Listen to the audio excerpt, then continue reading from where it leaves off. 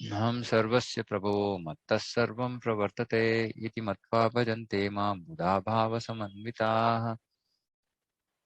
Ham sarvasya prabho, I am the source of all spiritual and material worlds. Everything emanates from me. The wise who perfectly know this engage in my devotional service and worship me with all their hearts. So this is very, very important. So Krishna is saying, one who knows him, his position, the wise, who perfectly know this.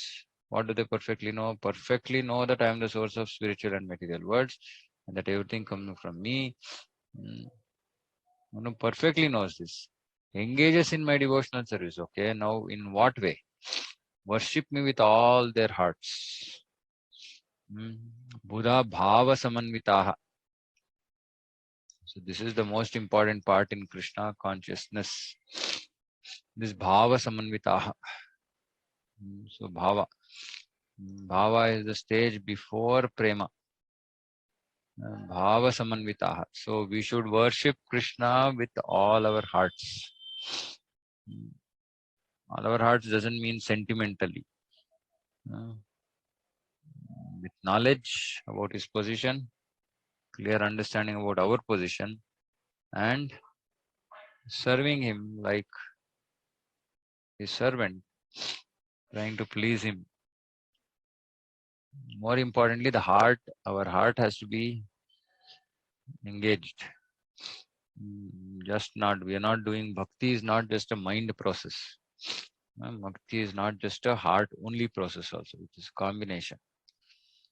But we have to be invested in Krishna, we have to be engaged, we have to be involved. So Buddha bhava samanvitaha. So it should be bhava. A learned scholar who has studied the Vedas perfectly and has information from authorities like Lord Chaitanya and who knows how to apply these teachings can understand that Krishna is the origin of everything in both the material and spiritual worlds. And because he knows this perfectly, he becomes firmly fixed in devotional service of the Supreme Lord. And so, knowing Krishna's position and being firmly convinced about his position, having full faith that because Krishna is source of everything, that everything is emanating from him, he is all powerful, everything is under his control. So if we surrender to him, then he will protect us, he will take care of us, he will guide us, he will let us come near him, serve him. Now all this, one who perfectly knows this, he becomes firmly fixed. This firmly fixed means nishtha. This is one stage in bhakti, ado shraddha, tata sadhu sangha, bhajana kriya, anartha nivritti, then nishtha. So in nishtha, then we will actually start making some progress, tangible progress in Krishna consciousness. So we should be firmly fixed.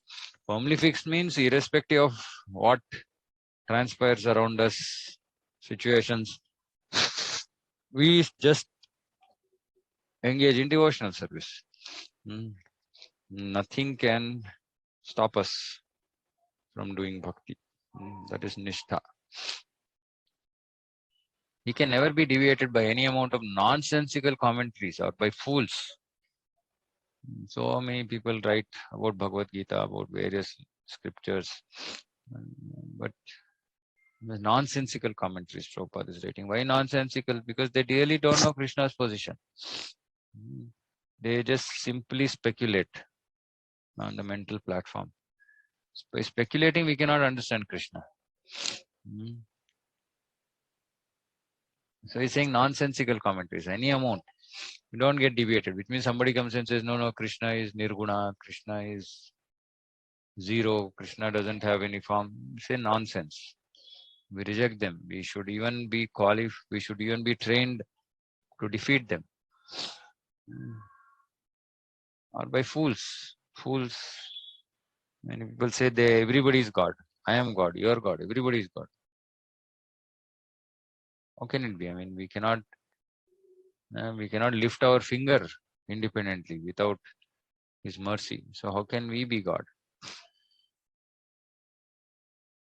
All Vedic literature agrees that Krishna is the source of Brahma, Shiva and all other demigods. In the Atharva Veda, It is said, Yo Brahmanam Vidadati Purvam Yo Vai Vedamscha Kapayati Sma Krishna. It was Krishna who in the beginning instructed Brahma in Vedic knowledge and who disseminated Vedic knowledge in the past.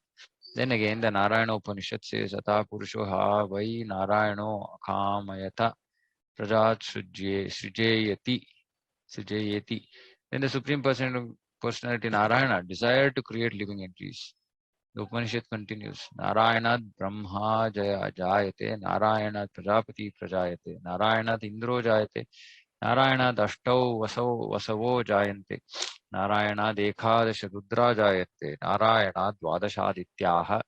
From Narayana Brahma is born, from Narayana patriarchs, Prajapati are born, Narayana Indra is born, from Narayana 8 Vasus are born, from Narayana 11 Rudras are born, from Narayana the 12 Adityas are born. This Narayana is an expansion of Krishna. It is said in the same Vedas, Brahmanyo Devaki Putraha.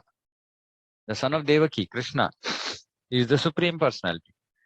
Narayana Upanishad. Then it is said, Eko Vai Narayana Asin, Na Brahma Neshano, Napo, Nagnicho, Somo, Neme Dyav, Aprithivi, Na Nakshatrani, Na Suryaha. In the beginning of creation, there was only the Supreme Personality, Narayana. There was no Brahma, no Shiva, no water, no fire, no moon, no heaven and earth, no stars in the sky, no sun. In the Maha Upanishad, it is also said that Lord Shiva was born from the forehead of the Supreme Lord. Does the Vedas say that it is the Supreme Lord, the creator of Brahma and Shiva, who is to be worshipped? So Prabhupada is now establishing Lord's position. What is the position of the Lord? That he is the source of everything. How? He is showing through various Upanishads. Prabhupada is showing that all these, and Upanishads are generally considered because it's considered Shruti. People who don't believe Puranas because they think Puranas is for less intelligent, they accept Shruti, Upanishad. So when there are quotations from Upanishad, it becomes very authentic.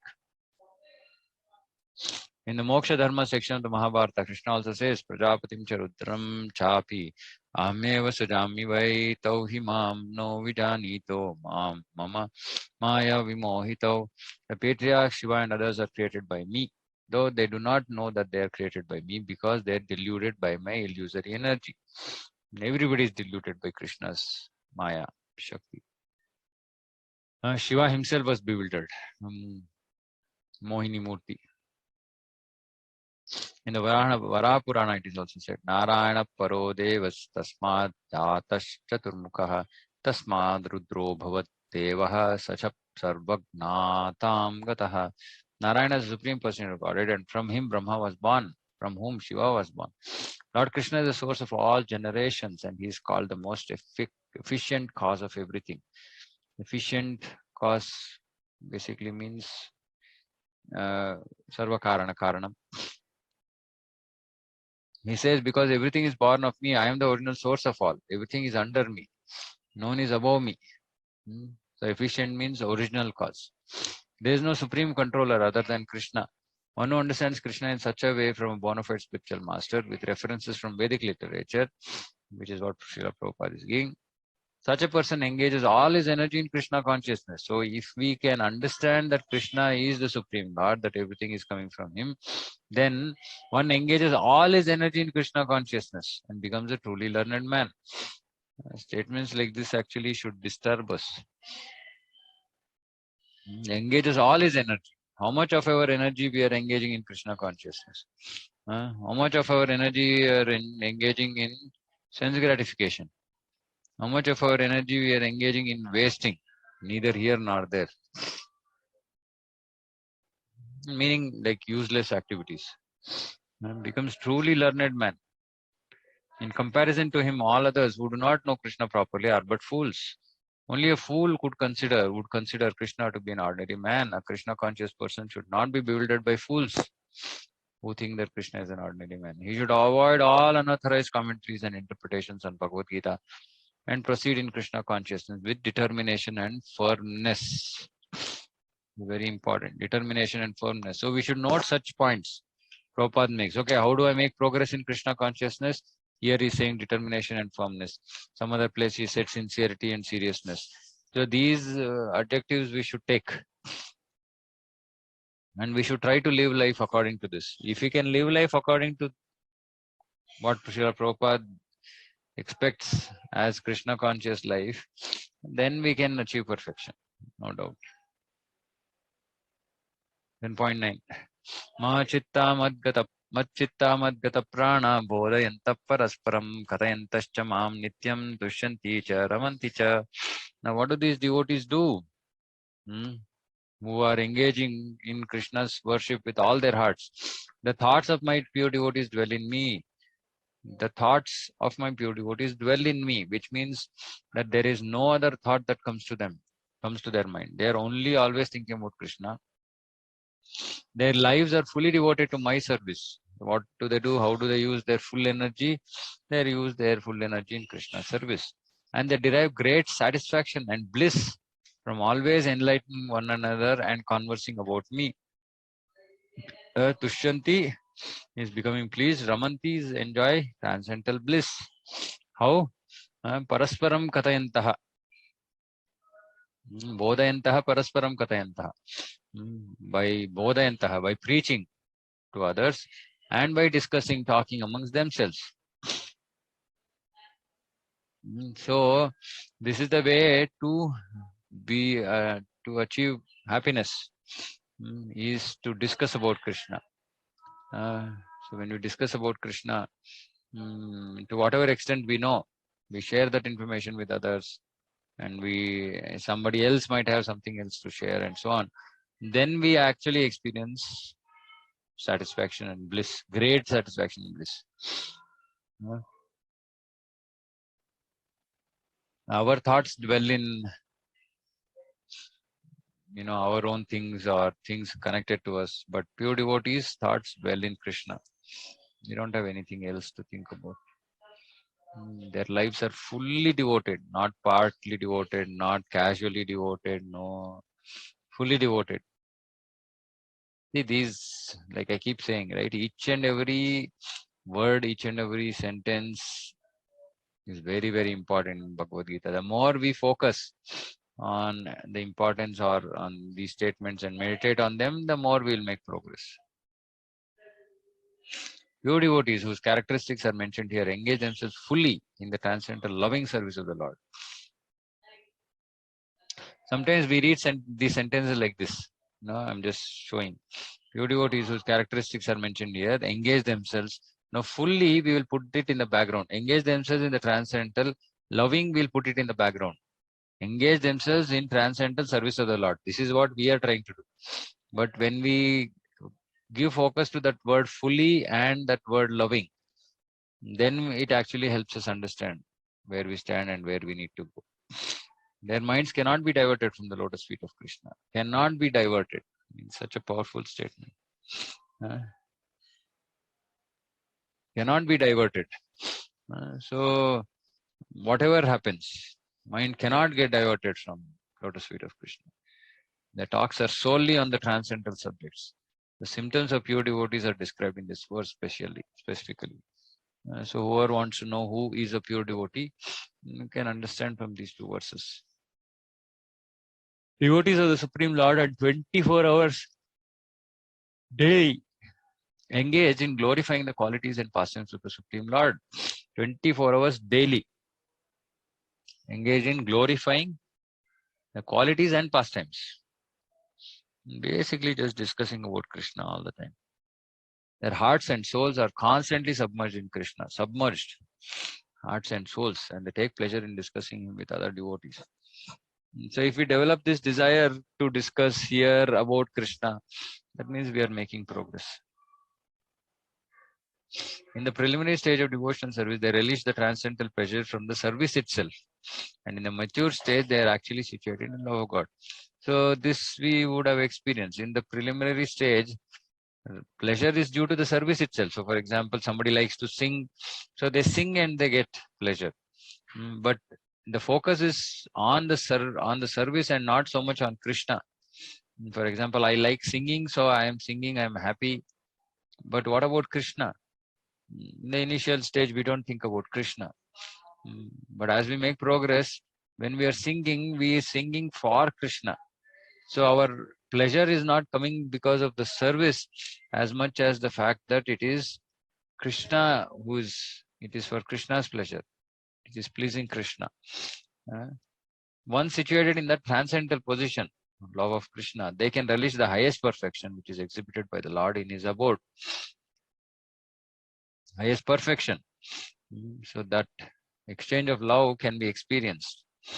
Lord Chaitanya likens transcendental devotional service to the sowing of a seed in the heart of the living entity.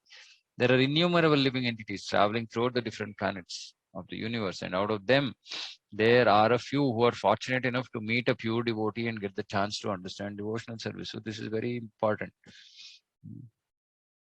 So only few people meet a pure devotee. Srila Prabhupada, his disciples, very few fortunate souls meet. Unfortunately, even amongst people who come to Prabhupada, who come to ISKCON, many either go away or they don't make the best use of the time and they engage in, like part-time bhakti, trying to still enjoy material comforts, etc., etc. So, but that's really a waste, right? We should really understand what devotional service is.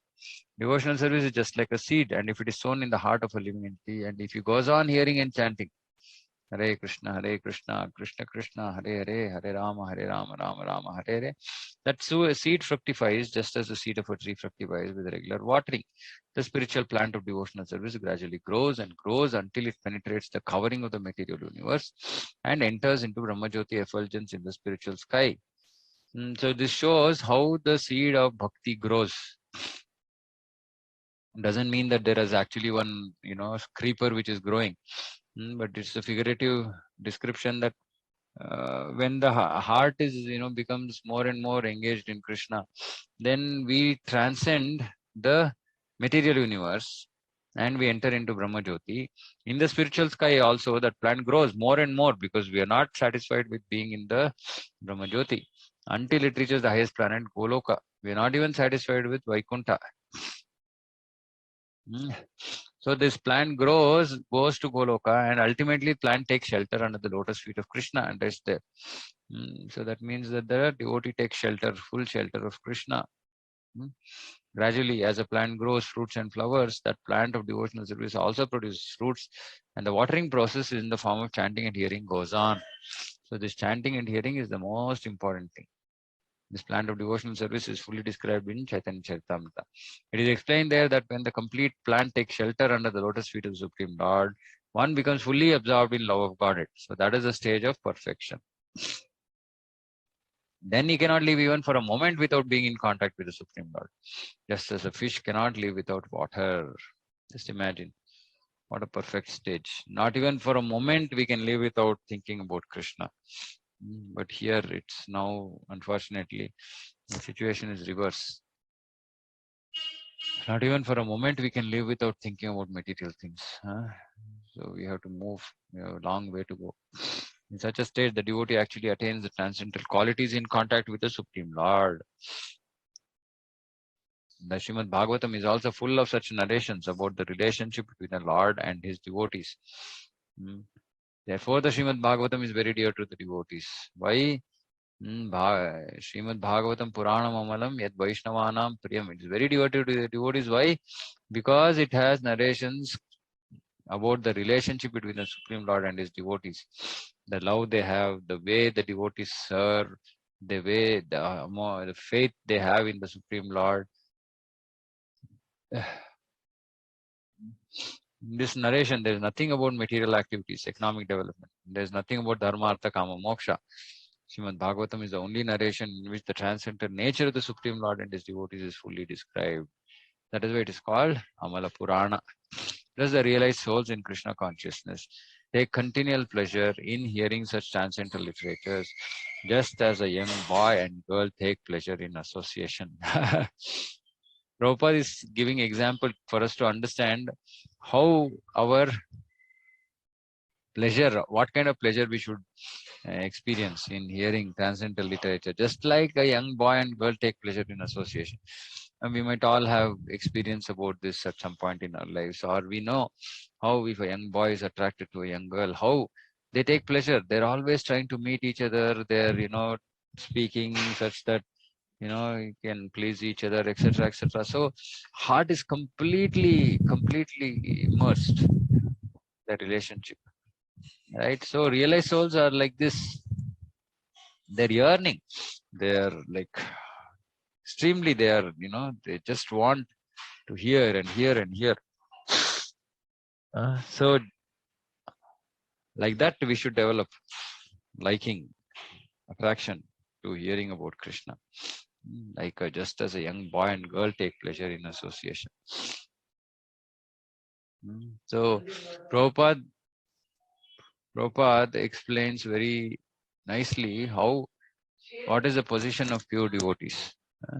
So we should understand. We should meditate on these verses, on these purports, to understand how actually pure devotee. What is the relationship between pure devotee and the Lord? Very nice, actually. Anybody has any questions on this? Two very important verses.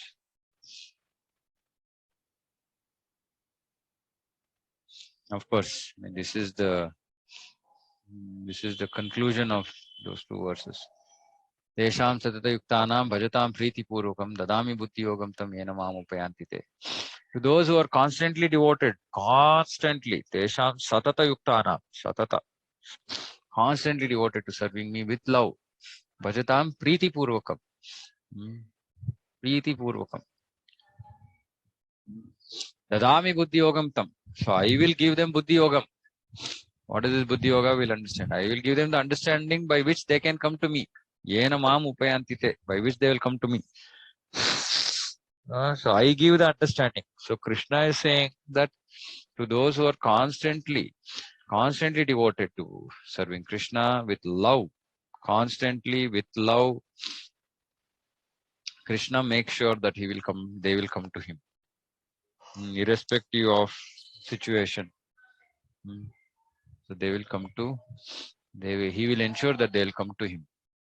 In this verse, the word buddhi yogam is very significant. We may remember that in the second chapter, the Lord, instructing Arjuna, said that he had spoken to him of many things and that he would instruct him in the way of buddhi yoga. Now buddhi yoga is explained. Buddhi yoga itself is action in Krishna consciousness. That is the highest intelligence. So Prabhupada is explaining here, buddhi yoga itself is action in Krishna consciousness. Buddhi, using buddhi to do yoga. Yoga means connecting with Krishna, using our buddhi. So this is using buddhi in action. That is Krishna consciousness. That is the highest intelligence. Buddhi means intelligence and yoga means mystic activities or mystic elevation. Okay, we understand.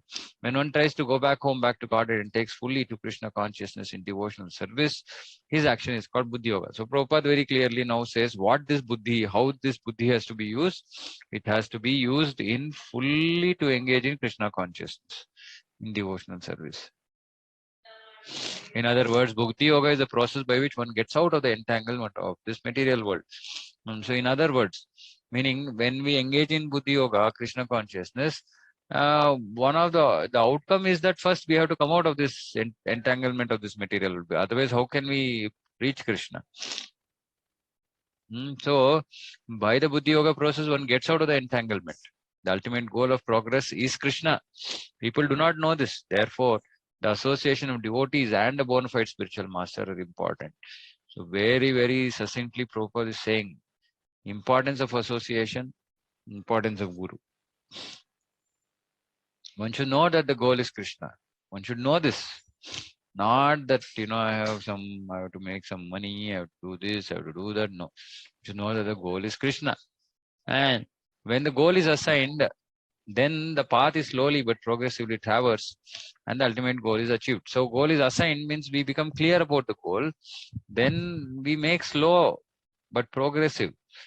Slow because we have too much of many material attachments. Otherwise, it doesn't have to be slow.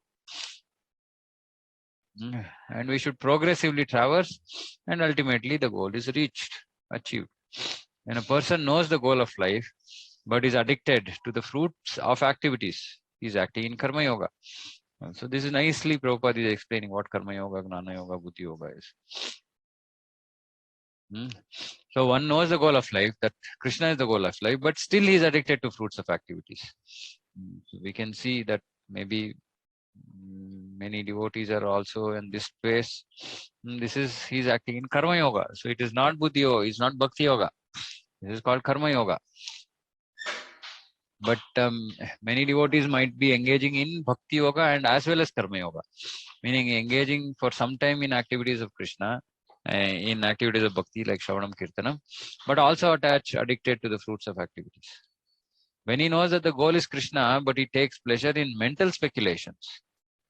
To understand Krishna is acting in Gnana Yoga, mental speculation, which means that he is not ready to hear from Acharyas. He is going to speculate himself. That is Gnana Yoga. And when he knows the goal and seeks Krishna completely in Krishna consciousness, which is Bhakti Yoga, he's process of Bhakti, he's acting in Bhakti Yoga or Buddhi Yoga, which is the complete yoga. Complete yoga, Prabhupada is calling this. Complete yoga. Others are partial yoga. Complete yoga is the highest perfectional stage of life.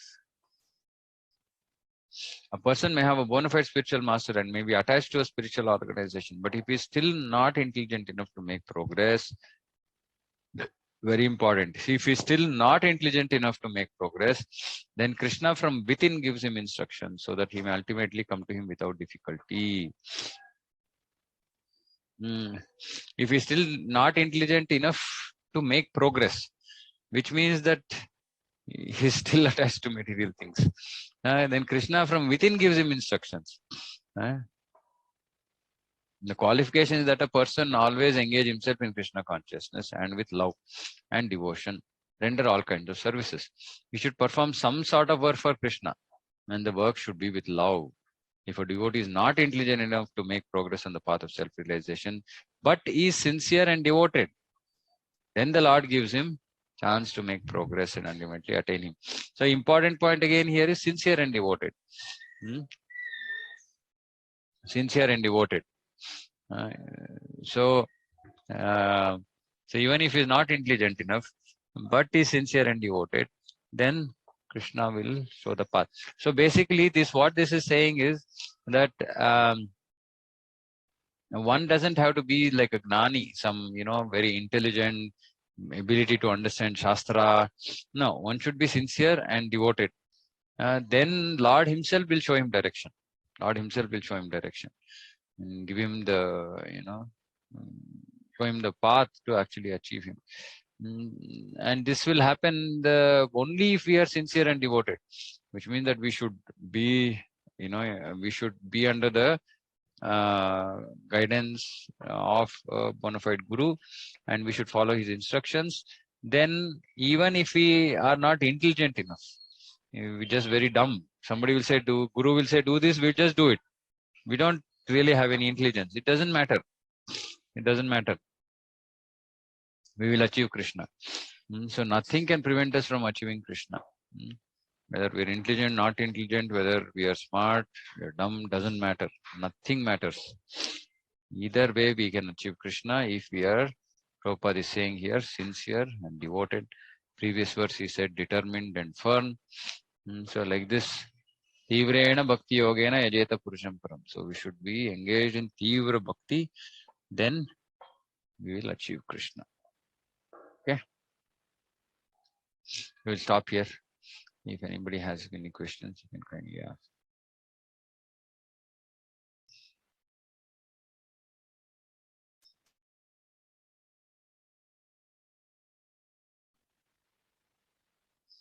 Okay, no questions.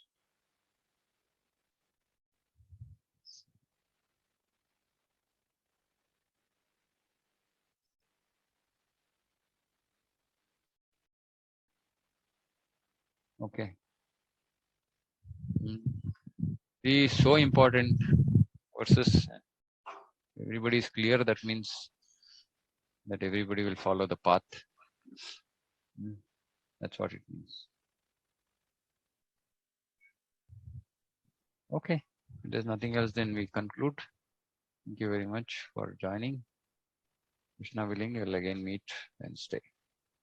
Mancha kalpatarubhyascha kripa sindhubhyo cha patitanam pavanebhyo vaishnavebhyo namo namaha. Samaveta Gaura Bhaktivinoda ki jai. Hare Krishna.